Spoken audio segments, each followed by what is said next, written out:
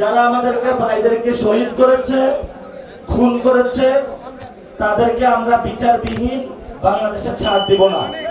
আওয়ামী লীগের ওবায়দুল কাদের বলেছিল বাংলাদেশে 5 লাখ লোক আওয়ামী লীগের মারা যাবে, একজনও কি মারা গিয়েছে? যায় না। আমরা গ্রামে গ্রামে পাড়ায় মহল্লায় যাচ্ছি। আপনারা গণ আন্দোলনে ছিলেন, আপনাদের দরজায় আজকে উপস্থিত হয়েছি, আপনাদেরকে অনেক ধন্যবাদ। গোপালগঞ্জে গিয়েছি, তারা হলো আমাদেরকে ছবল দিয়েছে। এই জন্য নতুন সংবিধান আমাদেরকে তৈরি করতে হবে। দ্বিতীয় নাম্বার হলো যারা আমাদেরকে ভাইদেরকে শহীদ করেছে, খুন করেছে, তাদেরকে আমরা বিচারবিহীন বাংলাদেশে ছাড় দিব না।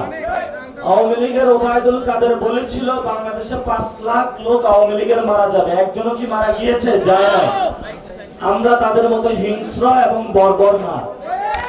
বাংলাদেশে বিচার ব্যবস্থা আমরা ঠিক করব, বিচারের মধ্য দিয়ে তার যে শাস্তি তাকে অবশ্যই বরণ করতে হবে এবং শাস্তিবিহীন আওয়ামী লীগের একটি নেতা কর্মী বাংলাদেশ থেকে রেহাই পাবে। তবে অবশ্যই বিচার প্রক্রিয়ার মধ্য দিয়ে যাব। আপনারা অনেক রাত পর্যন্ত ছিলেন, আপনাদের অনেক ধন্যবাদ। এখন আপনাদের